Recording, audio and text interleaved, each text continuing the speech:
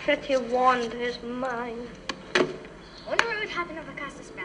Finnegas Pigs. Finnegas Repello.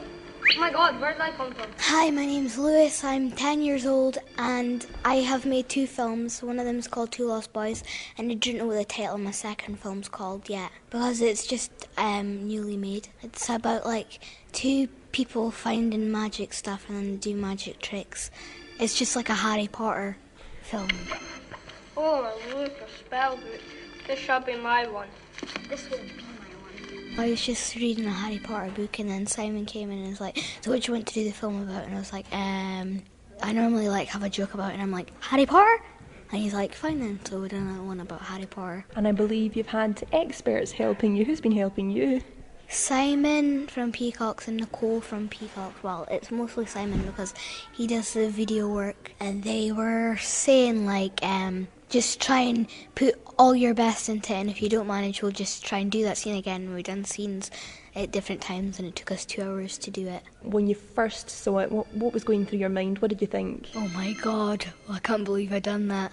Were you pleased? Yeah, but I was embarrassed at the same time, just because I was speaking like a girl. Hello, my name's Ailey. I'm 15 years old and my film is, well, we were dancing and we had to make up a dance based on our signatures. Well, we were first asked to write down our signature and then come up with a variety of moves which kind of echoed our signature in some places, like all the squiggly lines and the extra bits included, so not just the letters. And what did you learn about filming then? You know, what were the tips that you were given to make a good film?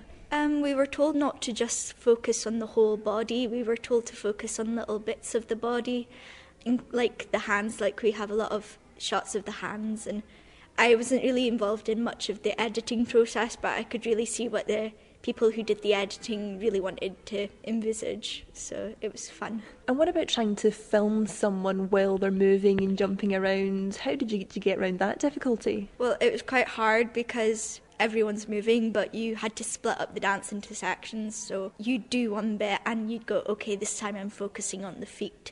Would you mind just moving your feet or just moving your hands, or do the whole sequence and up until this bit? We kind of got around that by just organising it.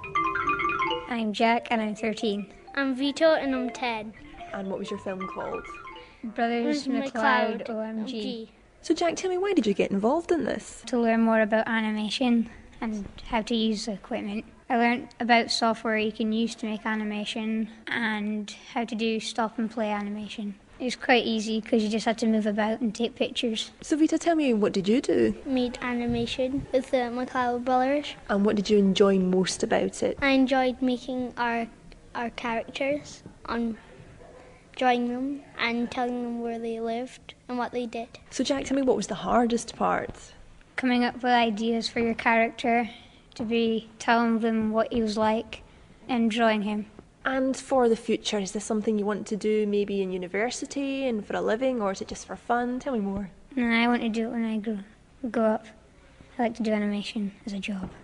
And what about you, Vito? I'm not very sure about that. Just for fun, probably. Because they only had one Tinky Winky. How did you come up with that? I don't know. Oh gosh, and your hair looks really pretty today. Thanks. Do you like this top? Oh, it's amazing. Hi, I'm Ilsa and I'm 12 years old, and the films that I was in were the Twins film and Dragons. I was playing the voice of the evil dragon.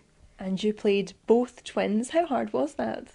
It wasn't that hard, it just had to do quick change, I guess, and that was it, really. We had to, keep the camera still on the scene, and when we were editing it, then we had to cut them in half and put them both together. Yes, there was a bit where you shake hands. That must have required quite a lot of planning. Yeah, there was another person who was sitting opposite me to do that bit. What's the matter? How come we're identical twins and you've got such a better life than me? Hey, why don't we swap places for one day? You mean I be you and you be me? Well, we're identical twins, right? So no one would notice. And for you, what was the most fun part of filmmaking? Probably when we were coming up with the storylines for it, I think. That was probably the best. And for you, what was the most difficult part? Probably filming with the small cameras, because there was 2 big ones and 2 small ones, I think. And the smaller ones, they were harder to keep steady, and sometimes it was wobbly, and sometimes it kind of got a bit too wobbly and it looked like there was a hurricane on.